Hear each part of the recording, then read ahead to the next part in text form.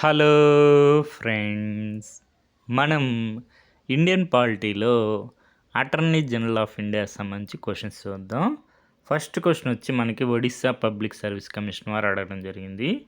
Question ఏంటంటే మనకి 4 statements ఇచ్చారు. అటార్నీ జనరల్ ఆఫ్ ఇండియాకి సంబంధించి కరెక్ట్ స్టేట్మెంట్స్ ఏవి అని అడిగారు.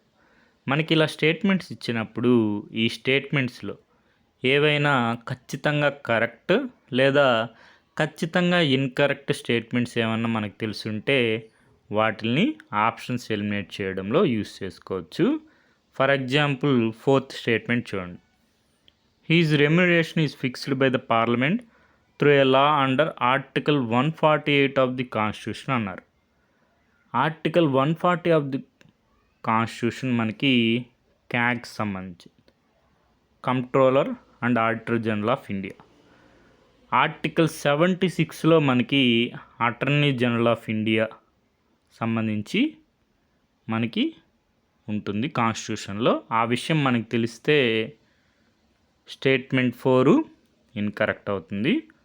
2 ఆప్షన్స్ ఎలిమినేట్ అయిపోతాయి.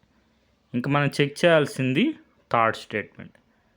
He must have qualifications equal to that of a supreme court judge. 3rd statement correct. Option A answer. లేదంటే మనకి attorney general of India he must have qualifications equal to that of a supreme court judge అనే విషయం మనకు తెలిస్తే statement 3 correct. కాబట్టి statement 3 ఆన్సర్లో ఉండాలి. కాబట్టి 2 options eliminate అయిపోతాయి. ఇంకా మనం చెక్ చేయాల్సింది statement 1. He is appointed by the president and holds office during the pleasure of the president. Statement 1 correct. కాబట్టి ఆన్సరు ఆప్షన్ ఏ అవుతుంది. మన ఇండియన్ కాన్స్టిట్యూషన్లో article 76 attorney general for India clause 1లో the president shall appoint a person who is qualified to be appointed a judge of supreme court to be attorney general for India అని ఉంటుంది. ఇదే మనకి 3rd statement. He must have qualifications equivalent to that of a supreme court judge. Next article 76 clause 4లో attorney general shall hold office during the pleasure of the president and shall receive such remuneration as the president may determine. అంటే మనకి remuneration సంబంధించి article 76లో ఉంది, article 148 of the constitution. అందుకనే మనకి 4th statement incorrect అయింది. మనకి source వచ్చి the constitution of India, Bharat కా సంవిధాన్. నెక్స్ట్ ఈ క్వశ్చన్ చూడండి. అటార్నీ జనరల్ ఆఫ్ ఇండియాకి సంబంధించి 4 స్టేట్మెంట్స్ ఇచ్చారు. కరెక్ట్ స్టేట్మెంట్స్ ఏవి అని అడిగారు. మనకు తెలుసు కదా, he is appointed by the president of India, article 76 clause 1. కాబట్టి ఫస్ట్ స్టేట్మెంట్ కరెక్ట్ కాబట్టి 2 ఆప్షన్స్ ఎలిమినేట్ అయిపోతాయి. Next second statement.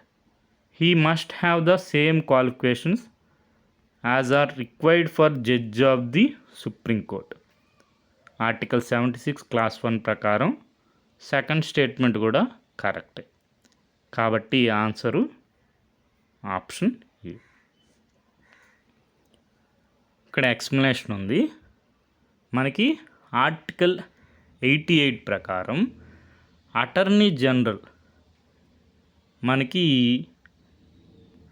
Take part have right to speak in and otherwise take part in the proceedings of either house, any joint sitting of the houses and any committee of parliament of which he may be named a member, but shall not by the virtue of this article be entitled to vote in the house. అంటే without voting rights attorney general article 88 of the Indian constitution can take part in the proceedings of either house, any joint sitting of the houses and any committee of parliament of which he may be named a member.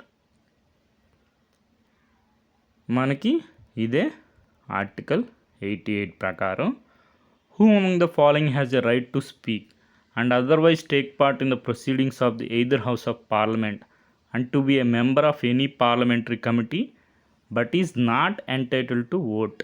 అంటే option D, the attorney general of India. Next ఈ question చూడండి. Under which article of the Indian constitution is the comptroller and auditor general of India appointed? Article 148. Option C answer. ఈ విధంగా attorney general of ఇండియాకి సంబంధించి information ఒకసారి revise చేసుకోండి. రాబోయే ఎగ్జామ్స్లో కూడా మనకి క్వశ్చన్స్ వచ్చే అవకాశం ఉంది. Okay friends, thank you for watching.